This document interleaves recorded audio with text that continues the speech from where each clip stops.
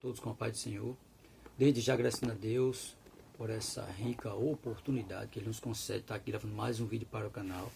Desta vez, o estudo 5 do livro de Atos dos Apóstolos, da lição de Atos dos Apóstolos. O estudo 5, que vai falar sobre a grande comissão. O texto bíblico, Atos dos Apóstolos, capítulo 1, versículo 8, e Lucas, capítulo 24, versículo 46 ao 49. O nosso estudo está dividido em 3 pontos. O primeiro ponto, a pregação do evangelho ordenada. O segundo ponto, a pregação do evangelho iniciada. O terceiro, a pregação do evangelho sequenciada. Aí temos a conclusão, a verdade e a aplicação prática, que dá o encerramento do estudo. O texto bíblico, Atos, capítulo 1, versículo 8, e Lucas 24, capítulo 24, versículo 46 a 49. Desde já agradecendo a você que está inscrito no canal, vocês que têm visualizado o canal. Se puder, se inscreva, comente, que é para a gente poder melhorar. Agradecendo a todos aqueles, mais uma vez, que se inscreveram e têm aí nos acompanhado. A gente sabe que tem muitos canais no YouTube e às vezes a pessoa fica meio assim, mas sempre para ali para dar uma olhadinha em alguns, e você está aí visualizando o nosso, pode se inscrever, fica à vontade. O nosso estudo de hoje, um texto bíblico, vamos fazer ler o texto bíblico, Atos dos Apóstolos, capítulo 1, versículo 8, que diz assim: Mas recebereis a virtude do Espírito Santo, que há de vir sobre vós, e ser-me-eis testemunha, tanto em Jerusalém, como em toda a Judéia e Samaria, e até os confins da terra. Evangelho de Lucas, capítulo 24, versículo 46.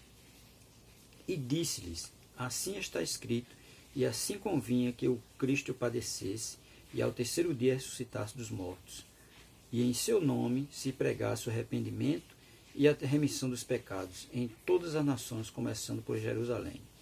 E dessas sois vós testemunhas. E eis que sobre vós envio a promessa de meu Pai. Ficai, porém, na cidade de Jerusalém, até que do alto sejais revestido de poder. Lucas 24, versículo 46 ao 49. E Atos dos Apóstolos, capítulo 1, versículo 8. Vamos fazer um comentário a respeito desses versículos, como é que nós fazemos sempre, e depois entraremos no estudo propriamente dito. Atos dos Apóstolos, capítulo 1, versículo 8, diz: Mas recebereis a virtude do Espírito Santo, que há de vir sobre vós, e ser minha testemunha tanto em Jerusalém como em toda a Judéia e Samaria até os confins da terra. Aí diz assim, Atos 1:8: Mas receberão poder quando o Espírito Santo vier sobre vós, e serão minhas testemunhas em Jerusalém, em toda a Judéia e Samaria e até os confins da terra. Jesus aqui faz duas promessas: receberão poder quando o Espírito Santo vier sobre vós, e serão minhas testemunhas. Os discípulos não devem compreender a missão com a própria energia, pois Jesus os instrui anteriormente a esperar em Jerusalém. Tá? Jesus diz: espere em Jerusalém, até que sejam revestidos com o poder do alto. Lucas 24, 49. O sucesso do seu testemunho não se deverá à sua própria força, mas ao poder de Deus, pois a missão é de Deus e não deles. A missão era de Deus e não dos apóstolos. Mas para ele fazer a missão, eles tinham que ser revestidos com o poder do alto, que era o Espírito Santo, que viria sobre eles, para dar a ele ousadia para eles pregar o Evangelho. E para que isso acontecesse, era preciso que Jesus fosse. Quando Jesus fosse assunto ao céu, o Espírito Santo vinha para revestir eles. E ele diz: o termo testemunha aplica-se quase exclusivamente aos 12, como testemunhas oculares que estiveram com Jesus durante o seu ministério. Garantem a exatidão da tradição transmitida a nós por aqueles que desde o princípio foram testemunhas oculares e servos da palavra. Lucas 1 e 2. Lucas deixa bem claro que tudo que ele colocou ali no seu livro, e foi uma investigação que ele fez, né, procurando as pessoas que ainda estavam vivas, que viram os milagres de Jesus, que viram ele e que comprovaram tudo que foi feito. Por isso que ele diz, né, transmitida a nós por aqueles que desde o princípio foram testemunhas oculares oculares e servos da palavra. Né? Que foi o testemunho oculares e servos da palavra. Que eles viram Jesus e viram o milagre que ele fazia e viram ele andando ali pela Galileia. O poder que receberão do Espírito Santo não é um poder que os capacita a conquistar e dominar outros. Não é um poder de dominação. Não é um poder para mandar nas outras pessoas. Né? É um poder para evangelizar as nações. Jesus não os comissiona para que construam impérios, mas para que confrontem impérios com a verdade do Evangelho. Veja, ele não chama eles para eles construir impérios, mas para eles confrontarem os impérios com a verdade do Evangelho, segundo a qual Deus é rei. Eles receberam poder somente para propagar o Evangelho por todo o mundo.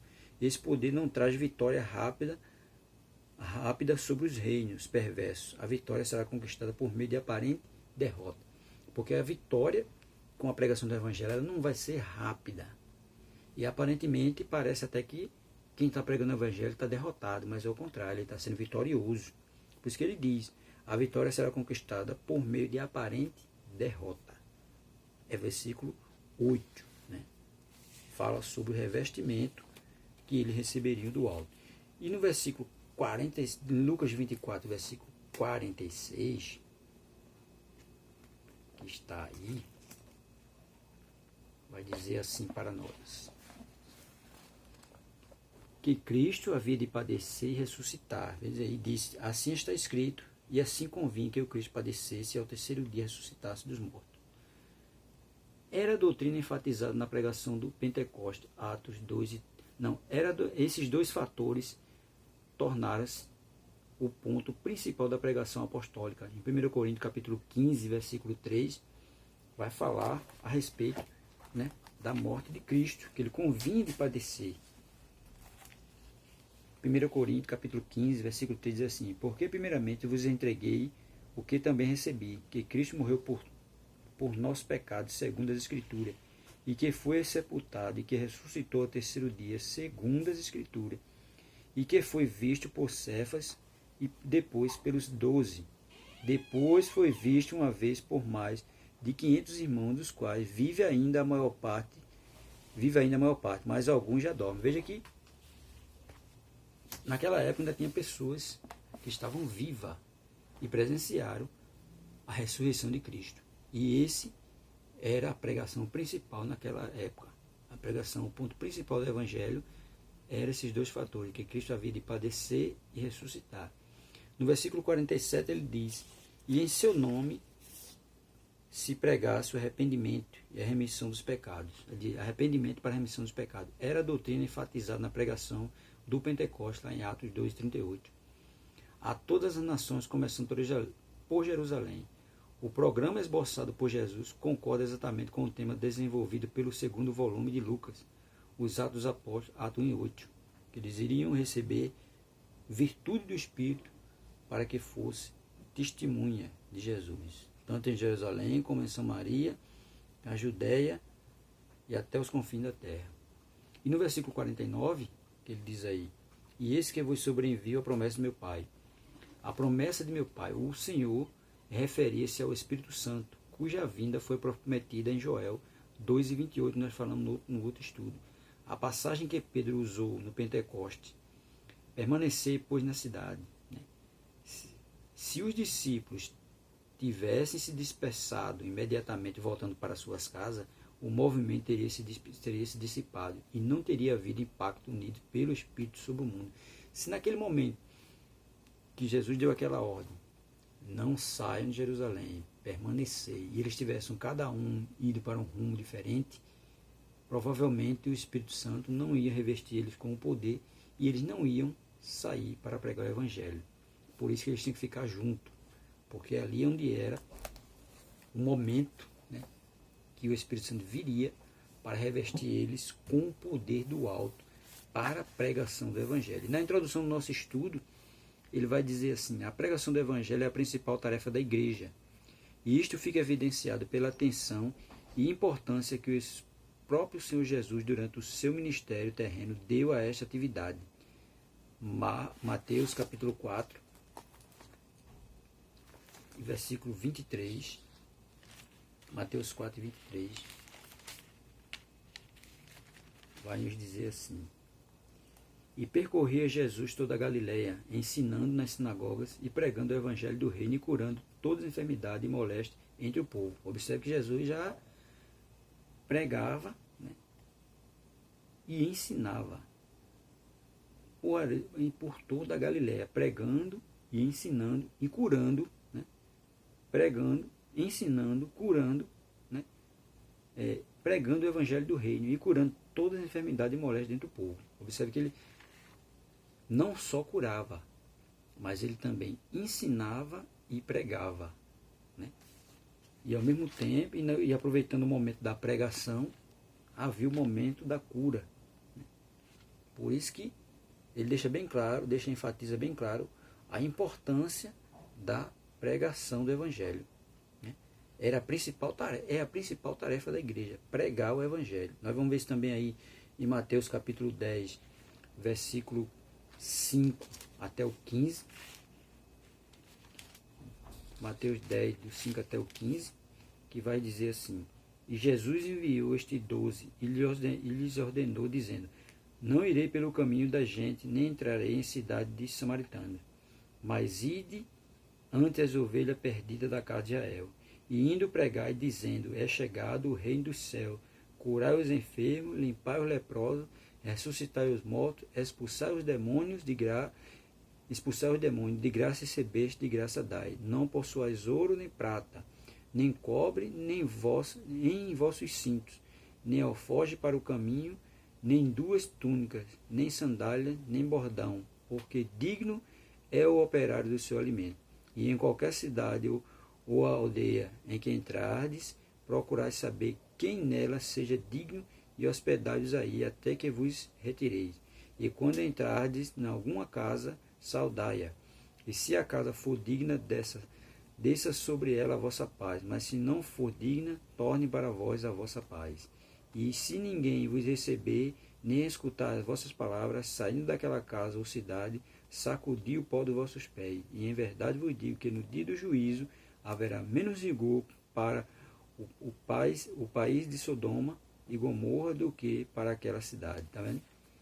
Observe que ele disse: ide e pregai.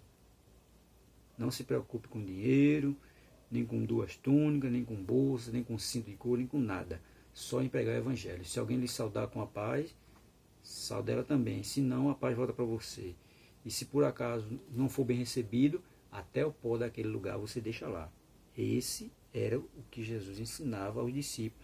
E observe que ele mandou de 2 em 2 ao caminho das gentes. Né? Enviou os 12, Jesus enviou esses 12 e lhe ordenou, dizendo, deu ordem a eles para ele fazer isso nas cidades. Pregar o Evangelho. Né? Pregar o Evangelho, e na casa que for digna, ele entrasse em saudade com a paz. Senão, a paz voltaria em dor para ele. Essa era a principal tarefa quando ele enviou os 12 naquele momento. E essa é a principal tarefa da igreja, pregar o Evangelho. E nosso primeiro ponto vai falar a pregação do Evangelho ordenada. Em Mateus 28, 18 ao 20, a ênfase da pregação do Evangelho recai sobre o discipulado, né? Que é dizer, fazer discípulos em todas as nações, povos, etnias, através do ensino, ensinando. Em Marcos 16 e 15, a ênfase recai sobre a proclamação do Evangelho. Já em Mateus, é a ênfase da pregação do Evangelho sobre o discipulado, quer dizer, ensinar e fazer discípulo. Ir por todo mundo, pregar o Evangelho, ensinando, né, e batizando em nome do Pai, do Filho e do Espírito Santo. Já em Marcos 16 e 15, é só a proclamação do Evangelho. Né. Em todo mundo, ele vai dizer aí, em Marcos 16 e 15. Né. E no Evangelho de Lucas e em Atos, né, vai falar a ordem para a pregação do Evangelho é também registrada e deveria acontecer após os discípulos serem revestidos de poder espiritual, batizados com o Espírito Santo. Em Lucas e Atos, a ordem foi para que eles ficassem em Jerusalém para receber o poder do alto para irem e pregar o Evangelho. Por quê? Porque sem o revestimento, eles não teriam condições de pregar o Evangelho. É tão tal que quando Jesus é preso, todos eles se afastam. Um fica olhando de longe, e o restante ninguém sabia onde estava. Até na hora da crucificação, só quem estava lá aos pés da cruz era quem? João. O restante já estava todo mundo escondido, com medo, temeroso por acontecer alguma coisa com sua vida. E quando vem o revestimento, aí é que eles têm ousadia para pregar o Evangelho. Jesus disse: ficar em Jerusalém, que do alto serei revestido de poder. Porque naquele momento eles ficaram tanto tempo com Cristo, mas quando Cristo foi embora, eles ficaram tudo temeroso, triste, por conta de quê? Por conta das autoridades que estavam perseguindo eles. E eles, o medo, se eles ficassem ali com aquele temor todo, eles não tinham nenhuma condição de pregar o Evangelho. Por isso que o Espírito Santo veio, revestiu eles, e eles tiveram condições de sair e proclamar o Evangelho por todo canto. Não só ele, até aqueles que estavam lá com eles na casa, foram revestidos, e muitos dali saíram por ali, para as imediações, pregando o Evangelho. E o nosso segundo ponto, você vai ver aí também isso, em Atos, capítulo 1, versículo 4 a 5, né? Que ele vai dizer aí, Atos capítulo 1, versículo 4 a 5, e estando com ele, determinou-lhes que não se ausentassem de Jerusalém, mas que esperassem a promessa do Pai, que disse ele: de mim ouviste. Já tinha avisado a ele, falado a eles, né, que eles seriam batizados com o Espírito Santo. Isso aí, se eu não me engano, parece estar em Lucas 24, 48, 49, né, que a gente leu aqui. Lucas 24, 49. E eis que sobre vós envio a promessa de meu Pai. Ficai, porém, na cidade de Jerusalém, até que do alto seja revestido de poder. Tá vendo? Já tinha dito isso lá em Lucas, né? Em Atos foi confirmado. No versículo 4 ele diz: estando com ele, determinou-lhes que não se ausentasse de Jerusalém, mas que esperasse a promessa do Pai, que disse ele: de mim ouviste. Ele já tinha ouvido já de Jesus a promessa do Pai, porque na verdade João batizou com água, mas vós sereis batizados com o Espírito Santo, não muito depois desses dias. Tá vendo? Ele já deixou bem claro a eles, a promessa já teria sido feita, que eles seriam batizados com o Espírito Santo. E no segundo ponto, a pregação do Evangelho iniciada. A pregação do Evangelho foi iniciada no dia de Pentecostes, após os Espíritos serem cheios do Espírito Santo. Atos capítulo 2, versículo 1 a 4, que diz assim: cumprindo-se o dia de Pentecostes, estavam todos reunidos no mesmo lugar, e de repente veio do céu um som como de um vento veemente e impetuoso, e encheu toda a casa em que estavam assentados.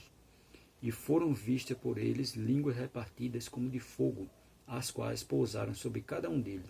E todos foram cheios do Espírito Santo e começaram a falar em outras línguas, conforme o Espírito Santo lhe concedia que falasse. Tá vendo? Quando na ocasião Pedro pregou uma poderosa mensagem, Atos capítulo 2, versículo 14 a 36, que resultou na conversão de cerca de 3.000 pessoas, Atos 2, versículo 37 a 41, né? Em Atos 2 e 47, está implícito o fato de que a evangelização continuou em Jerusalém, resultando em mais conversões. Temos tal confirmação da continuidade da pregação em Atos, capítulo 4, versículo 33. Atos 4 e 33, que diz assim: e os apóstolos davam com grande poder testemunho da ressurreição do Senhor Jesus, e em todos eles havia abundante graça. Tá vendo? Não havia, pois, entre eles necessitado algum, porque todos que possuíam herdade ou casa, vendendo-os, traziam o preço do que fora vendido e depositavam aos pés dos apóstolos. Tá vendo? Como o impacto do Evangelho foi de tal forma que as pessoas vendiam o que tinham e davam aos apóstolos para investir na propagação do Evangelho. Tá vendo? Veja como o impacto que teve, né, após eles serem batizados com o Espírito Santo. Né? Veja o impacto que teve na proclamação do Evangelho e na pregação. A multidão dos que criam crescer cada vez mais. Atos 4 e 4. Diz assim: muitos, porém, dos que ouviram a palavra creram, e chegou o número desses homens a quase 5.000, tá? Quase 5.000 pessoas convertidas e aceitando a Cristo. Atos 5,14, que diz assim também: e a multidão dos que criam no Senhor, tanto homens como mulheres, crescia cada vez mais. Tá vendo? Quando eles foram revestidos pelo poder do alto, foi aí que eles tiveram mais ousadia para pregar o Evangelho. Isso não quer dizer que na atualidade, hoje nós também temos pessoas que não são batizadas com o Espírito Santo, mas ela prega o Evangelho. Ela pode não ter aquela ousadia toda como aquele que é batizado com o Espírito Santo, mas ele prega o Evangelho também, mesmo sem ser. Isso não quer dizer que quem não é batizado não prega, prega também, mas ele pode não ser ousado como aquele que é batizado no Espírito Santo, né? Há uma diferença em ser batizado e ter ousadia e não ser batizado e pregar. Um prega com ousadia e outro prega, mas não prega com aquela ousadia que o outro tem. A diferença só é nisso, mas isso não quer dizer que quem não é batizado não prega o Evangelho, ele prega também. Mas ele pode não pregar tão ousadamente como aquele que é batizado, né? Aí diz aí, a mensagem de Pedro, né? Pregou uma mensagem tão poderosa, né? Que Atos 2, do 14 ao 36, que muita gente se converteu. Atos 2, 14 a 36. O discurso de Pedro. Pedro, porém, pondo-se em pé com os 12, levantou a voz e disse-lhes: varões judeus e todos que habitais em Jerusalém, sejai-vos isto notório e escutai as minhas palavras. Estes homens não estão embriagados como vos pensais, sendo esta a terceira hora do dia. Mas isto é o que foi dito pelo profeta Joel. Veja que aqueles que foram batizados com o Espírito Santo estavam ali falando língua e quem estava vendo achou que ele estava embriagado, né? Sendo a terceira hora do dia. Mas não estavam, eles estavam com o poder do alto. Por isso que Pedro se levanta e faz aquele discurso dizendo: mas isto é o que foi dito pelo profeta Joel no versículo 15, Atos capítulo 2, versículo 15. E nos últimos dias acontecerá, diz Deus, que do meu espírito derramarei sobre toda a carne, e vossos filhos e vossas filhas profetizarão. Os vossos jovens terão visões, e os vossos velhos sonharão sonhos. E também do meu espírito derramarei sobre os meus servos e minhas servas naqueles dias, e profetizarão. E farei aparecer prodígio em cima no céu, e sinais embaixo na terra, sangue, fogo e vapor de fumaça. E o sol se converterá em trevas, e a lua em sangue, antes de chegar o grande e glorioso dia do Senhor. E acontecerá que todo aquele que invocar o nome do Senhor será salvo. Varões israelitas, escutai essas palavras: a Jesus Nazareno, varão aprovado por Deus dentre vós com maravilhas, prodígios e sinais, que Deus por ele fez no meio de vós, como vós mesmos bem sabeis. E a este que vos foi entregue pelo determinado conselho e presciência de Deus, tomando-vos, o crucificaste e mataste pelas mãos de injusto, ao qual Deus ressuscitou, soltas as ânsias da morte,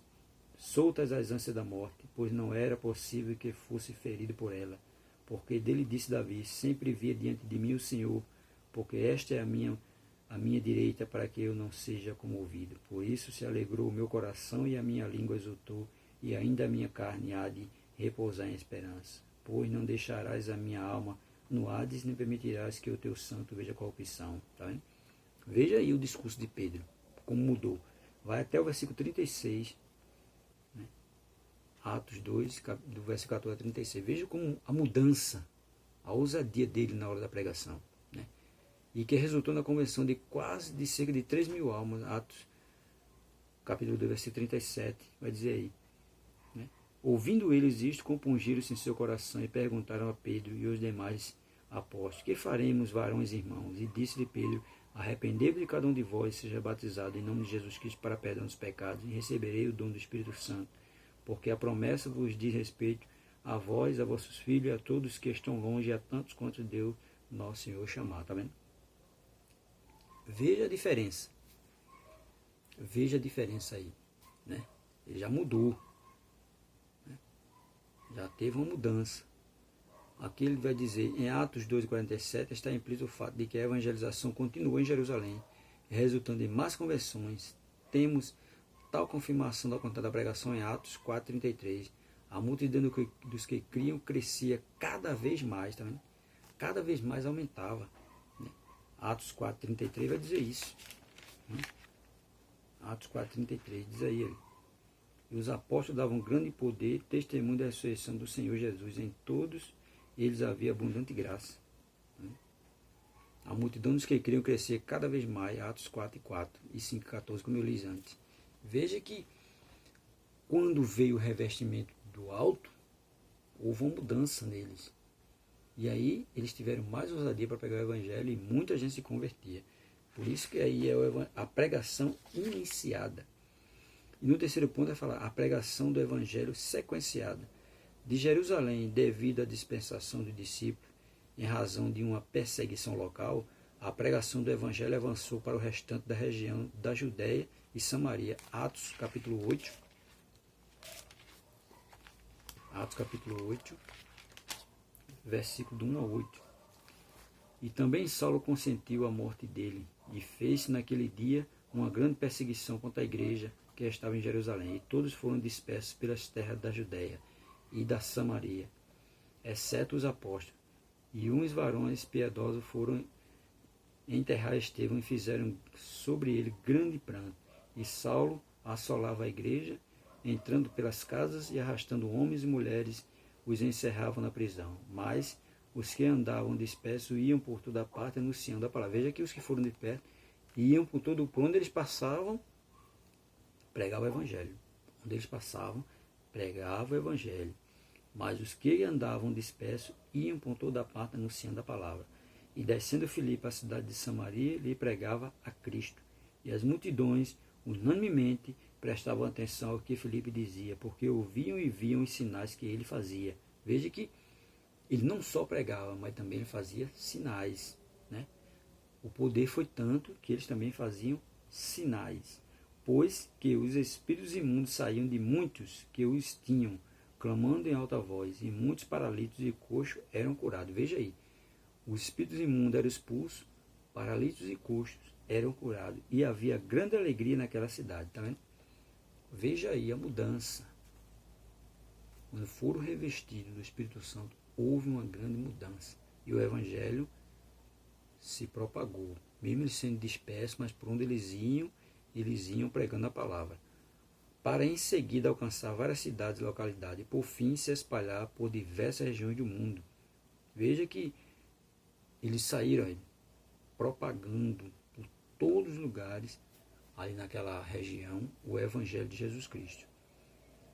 Atos 8,40 vai dizer aí que e Filipe se achou em Azoto, e indo passando anunciava o Evangelho em todas as cidades, até que chegou a Cesareia. Tá vendo? Veja por onde ele passava, ia pregando o Evangelho. Atos capítulo 10, versículo 1 a 23, vai dizer para nós: E havia em Cesareia um varão por nome Cornélio, centurião da corte, chamado Italiana. Veja que até um centurião da corte também já estava crendo no Evangelho. É tão tal que Pedro vai lá fazer uma visita a ele, enviado pelo Espírito Santo. Veja que o Evangelho foi se propagando. A grande comissão. A grande comissão é pregar o Evangelho de Jesus Cristo. E a conclusão vai dizer aqui: a pregação do Evangelho é um privilégio e ao mesmo tempo uma grande responsabilidade. A igreja atualmente deve permanecer fiel ao compromisso de pregar o Evangelho todo, para todas as pessoas em todo o tempo e em todos os lugares. Cada crente deve evangelizar, testemunhar de Jesus e proclamar as boas novas de salvação. A gente sabe que está tendo aí a pandemia e muita gente não pode mais estar se locomovendo para tudo quanto é lugar. E agora o que é que está sendo usado para a pregação do Evangelho? As redes sociais, né? A ferramenta da internet veio para isso, para usarmos como um meio de pregar o Evangelho de Jesus Cristo. E muita gente tem usado aí as redes sociais, as lives, o YouTube, Facebook, WhatsApp, Instagram, né? Tudo para pregação do Evangelho. A pandemia impediu a locomoção de muita gente, mas não impediu de ser usada a internet. A internet agora deve ser usada para isso, para pregar o Evangelho. E a verdade e a aplicação prática da lição diz assim: no poder do Espírito, cumpriremos como igreja a pregação do Evangelho. A pregação do Evangelho nos ordenada e confiada. Né? Porque todo aquele que aceitou a Jesus Cristo, ele tem por obrigação pregar o Evangelho. Se ele não é um bom pregador, se ele não sabe pregar, mas pelo menos pregar com a vida, né? Mostrando ao mundo que ele é diferente, que ele tem um dono, Jesus. E a grande comissão da igreja é isso: pregar o Evangelho do Reino. Por isso que diz, a grande comissão. Marcos 16:15, ide por todo mundo, pregar o Evangelho a todas as nações. Mateus 28, do 18 ao 20, né, de indo por todo mundo, pregando o Evangelho, ensinando. Né, Mateus, capítulo 28, do versículo 18. Mateus 28, 18 ao 20, diz assim: E chegando Jesus, falou-lhes dizendo: É-me dado todo o poder no céu e na terra. Portanto, ide, ensinai todas as nações, batizando-as em nome do Pai, do Filho e do Espírito Santo, e ensinando-as a guardar todas as coisas que eu vos tenho mandado. E eis que eu estou convosco todos os dias, até a consumação dos séculos. Amém? Mateus 28, 18 ao 20, ensinando e batizando em nome do Pai, do Filho e do Espírito Santo. Marcos 16:15. Ide por todo mundo e pregar o Evangelho a toda criatura, um ensinando e o outro pregando. E disse-lhe, Marcos 16:15, ide por todo mundo, pregar o Evangelho a toda criatura, um pregando, o outro ensinando e batizando. Tá vendo?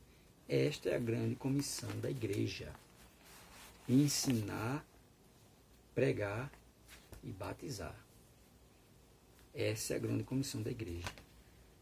No próximo, nós vamos para o estudo 6, a ascensão de Jesus. No próximo estudo, o estudo 6, a ascensão de Jesus. Desde já agradecendo a você que está inscrito no canal, você que tem curtido aí, curta, comente, deixa aí a sua observação para que nós possamos melhorar. Desde já agradecendo a você que está inscrito, você que se inscreveu recentemente, dizer a você muito obrigado e continue nos ajudando a melhorar cada vez mais este canal, porque este canal é canal de estudo bíblico. Nós não estamos aqui para colocar, se for, a gente vai colocar uma pregação, uma entrevista com alguém, que está tudo dentro dos nossos planos, mas em breve, não agora. No momento, nós estamos fazendo só estudos bíblicos. Desde já agradecendo a você que tem nos prestigiado e dizer que em breve estaremos aí para o estudo 6, a ascensão de Jesus Cristo. Desde já, a paz do Senhor a todos, em nome de Jesus.